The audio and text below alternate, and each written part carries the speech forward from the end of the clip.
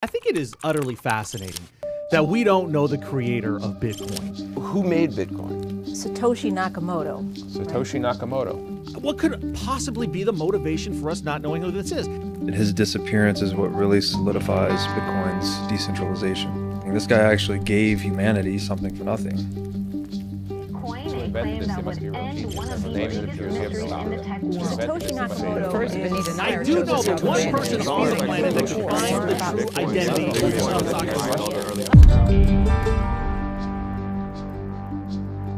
Satoshi opened a portal into cyberspace. Once your eyes are opened, you see it all differently.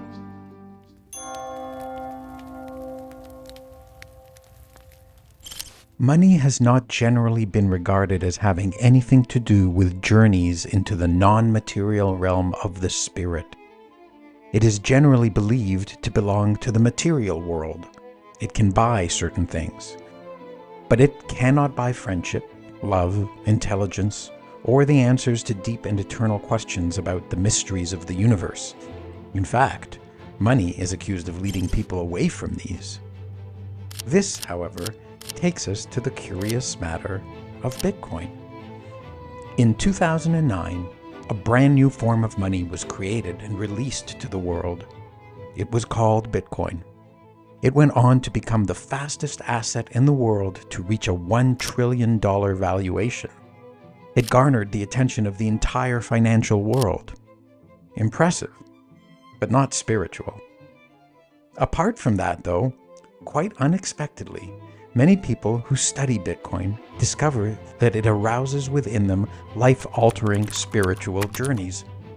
When so few things in this world inspire such experiences, including many of the things that promise to do so, why does Bitcoin do this without making any such promises?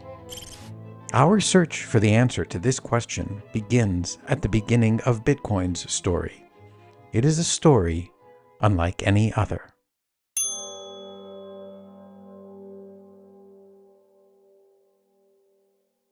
The true origin story of Bitcoin's appearance in the world is one of the most fascinating mysteries ever told. Yet these events all took place in the 21st century, a time when everything is recorded and can be recalled, investigated, and verified. So it is true, verifiably. And the story goes like this. The year is 2008. An epic worldwide financial crisis threatens to destroy the entire global economy. It is known as the Great Financial Crisis. The world's governments and banks are unable to prevent it. At best, they manage to postpone the consequences, but worsen them in the process. Mass destruction looms in the air. Against this backdrop, seemingly out of nowhere, a mysterious figure appears. He calls himself Satoshi Nakamoto, but we never see his face, and we never hear his voice, because there is no actual individual named Satoshi Nakamoto. Satoshi Nakamoto is a disguise, an online persona. The real person behind this identity is able to keep his actual identity secret, just like superheroes in the comics.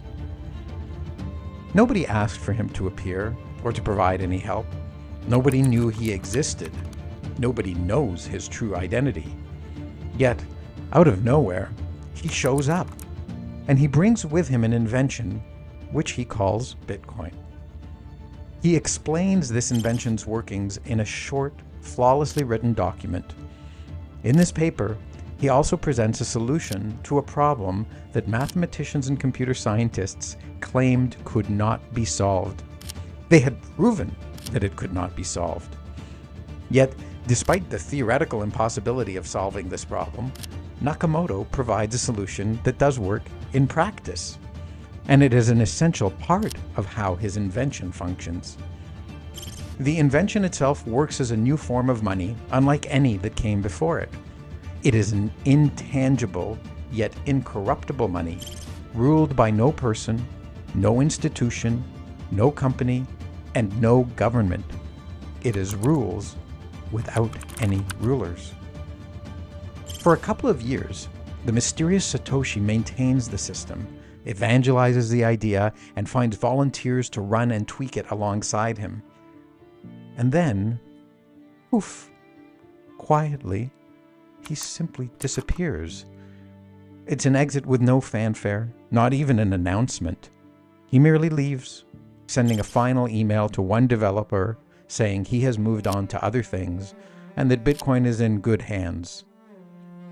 He is never heard from again.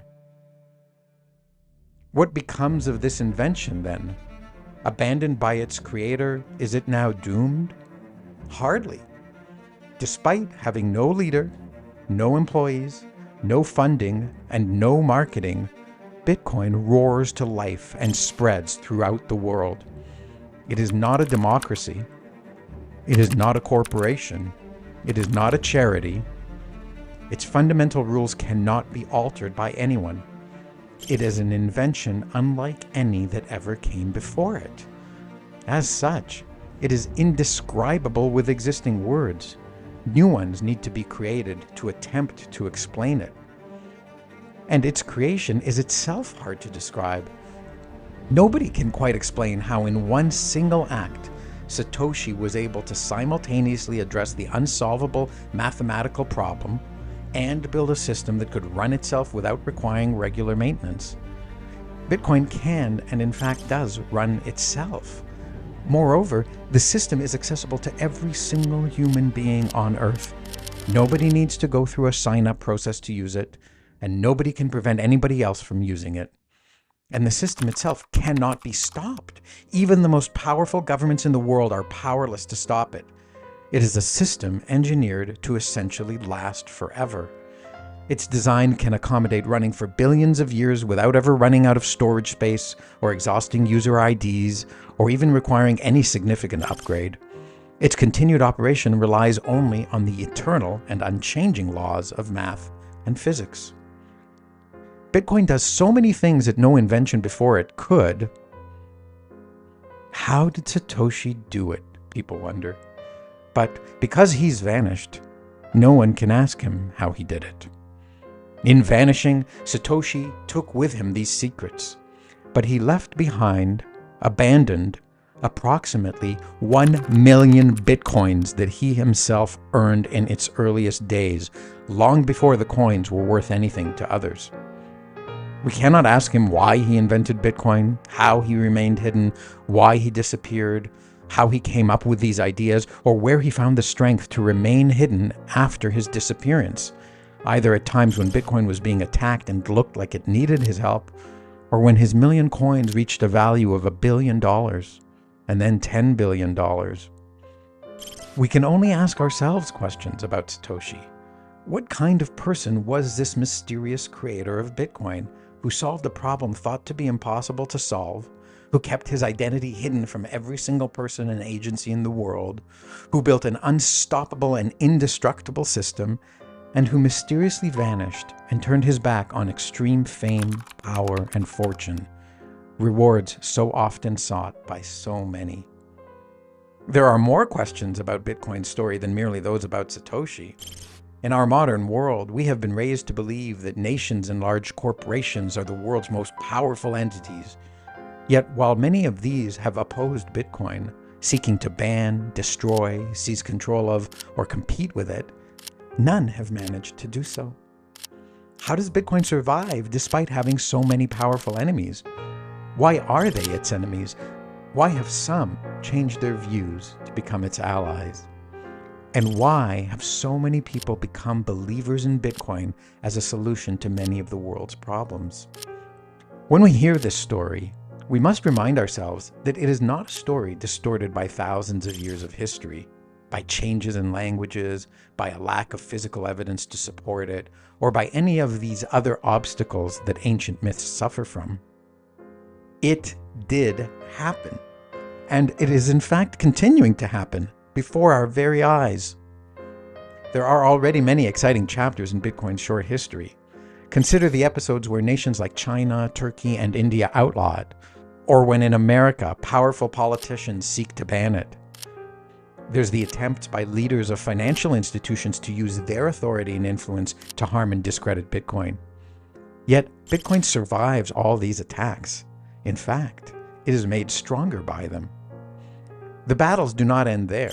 The heads of the world's largest banks take note of Bitcoin. They laugh at it at first. Then they vilify it. Then they welcome what they think is its underlying blockchain technology.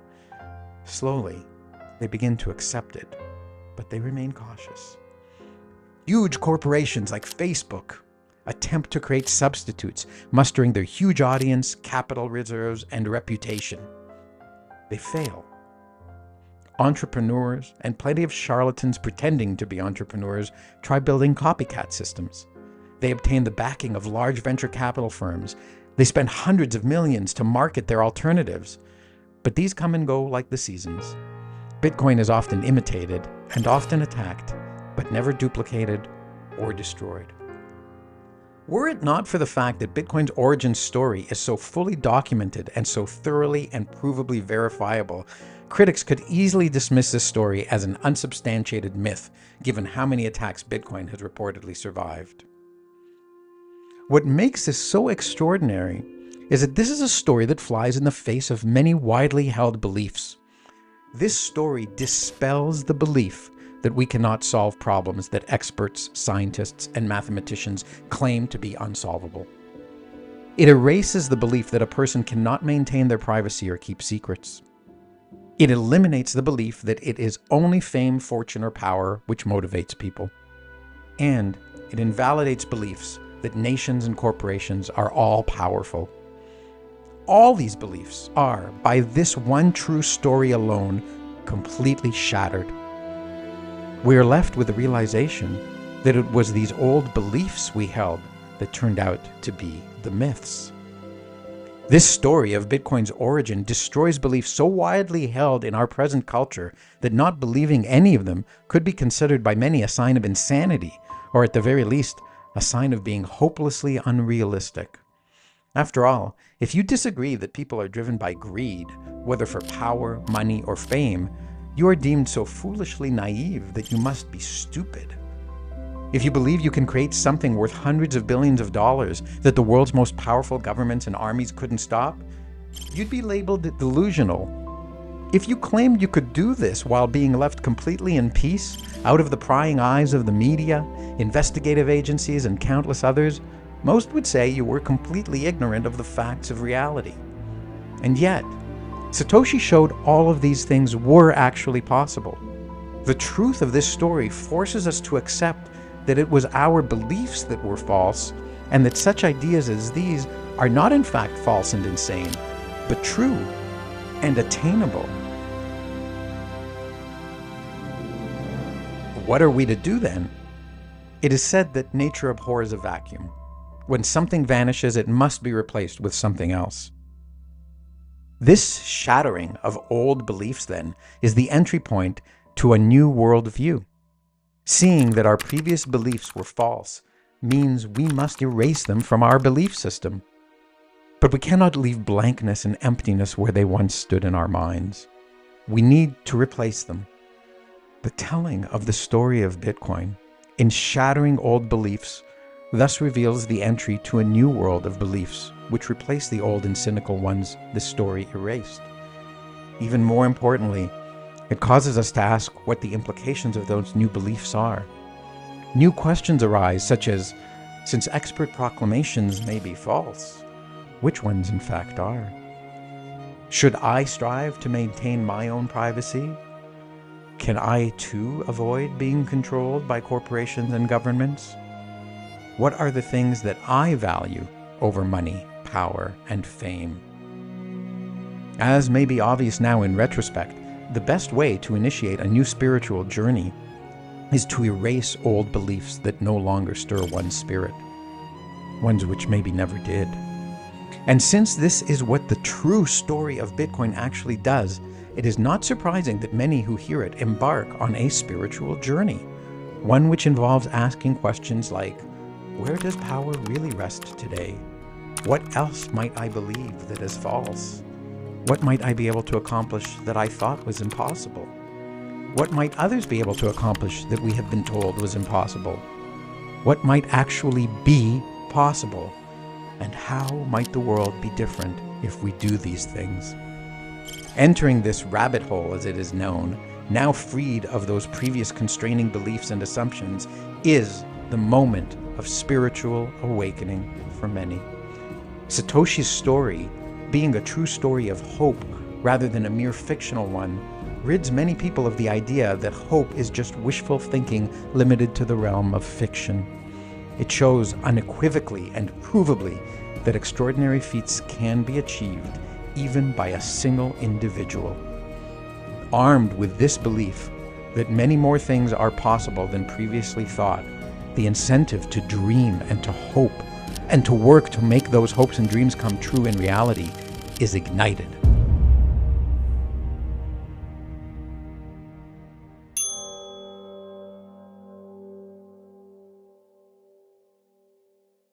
Exploring Bitcoin requires asking a simple-sounding question that turns out to be a very complicated one to answer. That simple question is, what exactly is money? Why must we ask this question? It turns out that another thing many of us took for granted as a belief was that money is something our nation's governments say is money. But Bitcoin shows up and says, no, this isn't true. Something else is money. I, Bitcoin, claim to be money. I claim the thing you believe is money is in fact not money. I claim it is merely pretending to be money. I claim that its pretense is the cause of many of society's troubles. I claim I can fix those troubles. Had we not already had our other beliefs shattered by the story of Bitcoin's creation, we would simply tell Bitcoin, go away and take with you your crazy claims. But instead, we are now curious to understand what is at the heart of this claim. And as we pull on the thread of that question a little bit, a lot comes unraveling very quickly. One thing that is clear about Bitcoin is that it is a claim to being money which is not issued and not controlled by governments. Previously, we mostly believed that money had to be issued and controlled by government. It has been this way for all of us for our whole life, after all. But Bitcoin doesn't stop at declaring that it is only governments that are not an essential part of money. It also claims to be money not issued or controlled by anyone at all. No banks issue it or control it. No regulators, no corporations, no charismatic leaders. Nobody. Bitcoin asks us to separate the idea of money from the institutions and people that have come to control money. In today's world, these happen to be governments, central banks, financial insiders, powerful multinational corporations, militaries, and other hugely powerful institutions. Bitcoin, if it is money separated from all human control. Bitcoin allows us, for the first time ever in our lives, to look at the idea of money purely as money, separated from any contaminating influences and control. It cuts away the external and distorting influences upon money from the thing that money itself is. It allows us to look at money alone, in isolation, in its purest form, purified money. This is true whether or not we come to believe or accept that Bitcoin is purified money, because in just making this claim, Bitcoin causes us to ask, what is purified money when it is separated from the controlling influence of others? Some of us discover that money itself, which we previously thought of as an integral part of a system corrupted by many forms of wickedness, greed, injustice, and unfairness, turns out to have nothing to do with any of those things. We find that money is good, and that it is as much a victim of that corrupted system as we are. We learn that purified money is simply a way for us to deal peacefully with each other through mutual agreement. It simply lets us trade something we have, like our possessions, our skills, or our time, with other people in exchange for something they have, money. And that we can then use our money to trade for something someone else has, their possessions, their skills, their time, without force, without violence, without lies, without someone else taking a cut, without someone else telling us whether we're permitted to. Pure money is the enabler of peaceful dealings between free people. This is a powerful insight in and of itself, but it also opens us up to a further step in our spiritual journey, exploring other things in their purest form. Seeing that one thing, money, which we thought was necessarily part of an evil, guilty, or imperfect institution, turned out to in fact be innocent and good when stripped of contaminants, makes many of us wonder if the same could be true of other things, especially other things that are wrapped up tightly in complicated institutions with questionable motives. We are freed to ask, what if I separate some other idea from the institutions now in control of it? What is education apart from the schooling system and degree-granting institutions? What is healthcare apart from the medical establishment and pharmaceutical industry? What is morality when stripped of authorities claiming a monopoly on it? And for some, or perhaps many even, what is spirituality, religion, or God apart from the institutions claiming to speak on their behalf?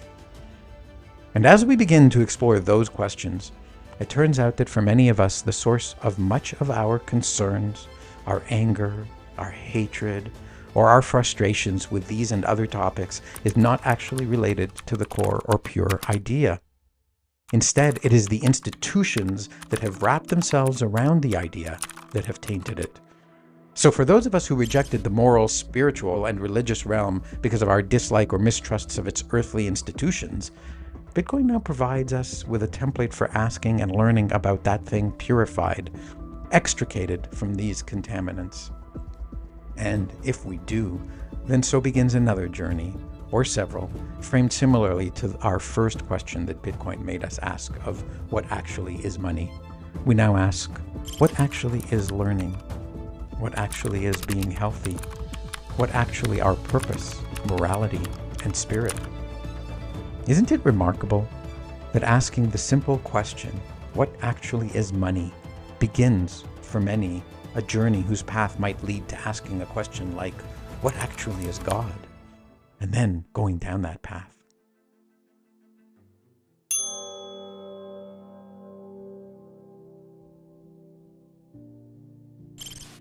Bitcoin is purely digital. It is intangible. It is non-material. The non-material is the spiritual. It thus follows that Bitcoin is a spiritual form of money. Bitcoin does require things that come from the material, non-spiritual world, all that math and physics and computer programming that go into it. However, it also requires reaching a conclusion that states, this is what I personally believe that good, pure money really is, and which I will therefore use as money. And there are many implications of reaching that conclusion, spiritual implications. First, one must accept that an intangible thing is nevertheless real. Much of the dismissal for many people of the idea that the spiritual realm is real comes down to its immateriality. They hold the following to be true. If I can't touch it, then it isn't real, or at least it isn't as real as some alternative that I can touch. Many people even believe that the intangible is just an illusion. Some go so far as to assert that their consciousness and their free will are just illusions. You cannot touch consciousness or free will, the argument goes, and so these must just be illusions created by those things you can touch. However, if you find yourself believing in Bitcoin, you have reached the belief that money that can't be touched is more real money than any that can be touched. And once again, you have a model for re-examining your previously held beliefs about reality and purity of things that can't be touched. But it is more than merely its intangibility that makes choosing Bitcoin a choice that necessitates accepting immaterial ideas as both real and important. This belief that Bitcoin is pure has another very important implication. Making the choice to use that which you believe to be pure. This too is a spiritual decision. Why choose to use pure money? What is special about purity? Why not mix something else in? After all, we have a system of money that already has government, central banks, and all those other characteristics mixed in. Why choose purity? The answer to this is not obvious. To arrive at choosing a pure money over one that comes pre-mixed with other things one must hold that purity is goodness, or at least one must hold that purity lets the goodness of a thing come to the fore. We can make a quick exploration of this idea through an analogy to food. Consider a pure, ripe banana. A pure banana can be used in many different ways. It can be eaten on its own, blended into a smoothie, baked into banana bread, added to a banana split, or taped to a wall and sold as art. But once made into something else, the banana is committed to a state other than pure banananess, thus limiting its potential uses. Thus, a pure banana can be used by more people for more things than can a banana strawberry smoothie. And it is specifically the fact that it does not limit how you can use money that Bitcoiners believe is what makes Bitcoin, pure money, better than adulterated money. This means that Bitcoiners hold that the freedom to choose what to do with money is good. Bitcoiners have made a judgment on what freedom is, and they have a sense of what it means. This means that Bitcoiners hold that the freedom to choose what to do with money is good. Bitcoiners have made a moral judgment on what freedom is, and they have a sense of what that means. That it means being able to make personal choices. Freedom is, of course, another spiritual idea. You cannot touch freedom. Yet, if you value pure money, you value money whose very use is the exercise of freedom.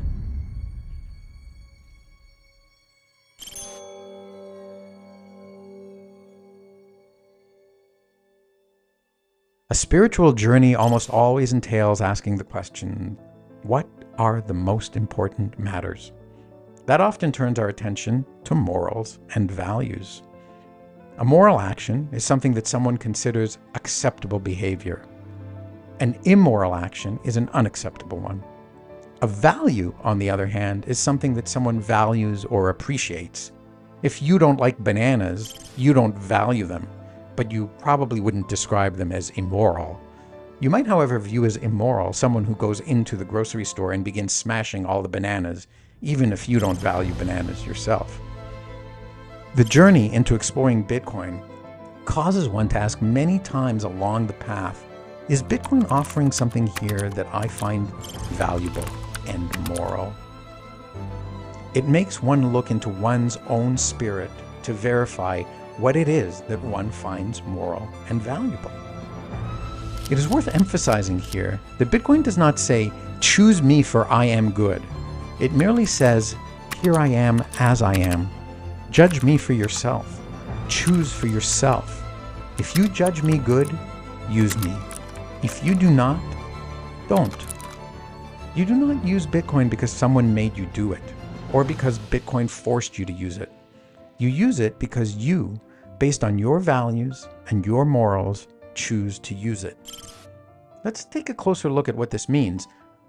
One early lesson along the Bitcoin learning journey is the realization that nobody can ever change certain things about Bitcoin, and that this means that never in the future will certain actions be taken, including actions that are taken all the time in our current money system. One example of such an action would be some authority creating more money in an emergency in an attempt to fix an economic crisis. When they arrive at this reality about Bitcoin, that it cannot be changed, a student of Bitcoin must then ask themselves, well, is this a good thing or a bad thing? Or perhaps it is not good or bad, but just a value choice, like liking bananas or not liking them. Thus, we see that it is impossible to evaluate Bitcoin and reach a judgment about it without putting it through a lens of values and morals. There is no evading this question and choosing Bitcoin without considering this fact. Many people, when they come to this exact question, begin asking it of many other people to see what they may think and why. It begins a new dialogue about what is valuable and moral. These discussions represent re-examinations, or in some cases, examinations for the very first time, of what we each consider moral and valuable. So studying Bitcoin turns out to be not a mere study of the nature of money, of economics, of math, or computers. It turns out to be a study of one's own values and morals. And what are your values and morals, if not deep parts of your very soul?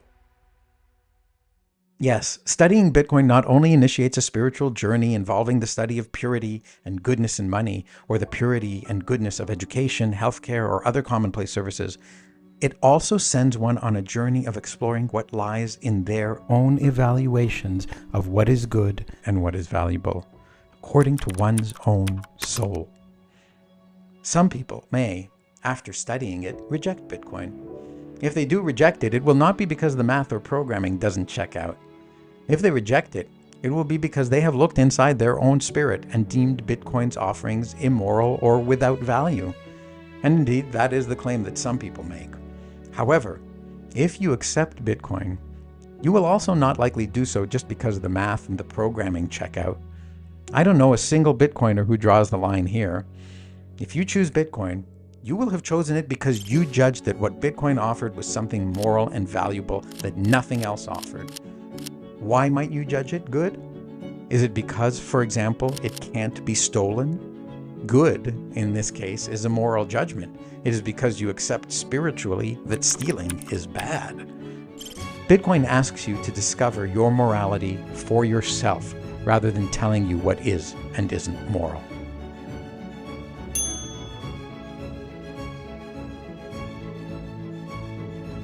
There are many other aspects of the study of Bitcoin that direct its students to spiritual considerations, questions, discussions, and oftentimes even answers. But they will not all be explored, for our time here is nearly finished. I will, however, leave you with a new interpretation of part of the amazing myth of Satoshi Nakamoto that you may now appreciate. Satoshi gave the earth Bitcoin. He watched over it until it needed no father or leader, and then he set it free by disappearing forever. When he did so, he left behind a treasure of approximately 1 million Bitcoins. He left them out in plain sight. Everyone can see them. Every Bitcoin is visible to every person in the world who looks at its public record, commonly known as its blockchain. The value of these coins grows colossally as the value of Bitcoin does. It is the biggest pile of Bitcoin in the world that belongs to any one entity, and it will almost certainly remain the biggest forever. If Bitcoin becomes all the money in the world, it will be the largest pile of money in the world. Yet nobody can take any of it. It is in plain sight, yet it is untouchable. You can imagine then the lust and the greed that this pile of money sitting in plain sight will incite in those who long for wealth or fame or power. It will drive them mad with lust and greed. They will spend many hours, days, or even years trying to figure out how to get their hands on some or all of it. It is a loud siren declaring to those who hunger for power, "Here lies Satoshi's legendary treasure. Take it if you can." Yet, as this fortune grows, it will serve as an example to all of humankind that pure money belongs only to the one who earned it. And pure money gives its owner the freedom to do with it as they choose. And this pile is Satoshi's money. And what Satoshi chose to do with it was not to buy anything material with it. His choice was not to use it to become famous and have people tell him how great he is. His choice was not to use it to become a powerful man on the world stage, influencing policies that affect the lives of others. Instead, he chose to use this money for another purpose. He chose to make it into an eternal monument dedicated to the human spirit. To stand there forever, to show that one person can accomplish many things that others have proclaimed to be impossible. It stands there forever to show that one person can stand up to widely held beliefs and prove them false. It shows that one person can ignite a movement to question the necessity, validity, and authority of the most powerful entities in the world. It stands there forever to show that a person can in fact sacrifice wealth, power, and fame to create and do what is morally good. It stands there forever to say humanity can make good things that last forever. As Bitcoin grows, this will be a treasure that everyone in the world will look at someday in their life. This treasure will guide them into studying Bitcoin, perhaps only because they are driven by a greedy desire for easy wealth, which makes them curious about how they might be able to snatch a portion of this treasure. And when this treasure turns their attention to studying Bitcoin, it will ignite in many of them their own spiritual journey. They too will ask, what exactly is money? What exactly is pure money? What exactly is pure education, healthcare, morality, and more? They too will ask, who am I? What exactly am I? What is the pure me? What do I do with my time and my energy? This treasure will send them on a journey that leads them to knowing truly for themselves what it is they personally judge to be valuable, what they judge to be good, and what they choose to do with their life, because it will take them closer to knowing who they purely are. And so, the lesson to be learned by anyone who looks upon Satoshi's coins, whether it is with mere curiosity, or with greed, or with awe, is actually this: do not waste your time reaching for this pile of money, for if you do, you will waste your precious time on earth. This money is not yours, and does not belong to the pure you. This money is not, in fact, the real treasure of Satoshi Nakamoto. This is merely an incorruptible monument paying tribute to the real treasure. The true legendary treasure of Satoshi Nakamoto, however, is actually available to you. And it is available to everyone. It is available at no monetary cost. The true legendary treasure of Satoshi Nakamoto is the discoveries you will arrive at on your personal spiritual journey of finding out what is true, what is pure, who you are, and what you will do with your precious time because you judge it valuable and good. It is discovering the incalculable treasure that is the pure, authentic, uncontaminated you. A treasure more rare and precious than any other that will ever exist.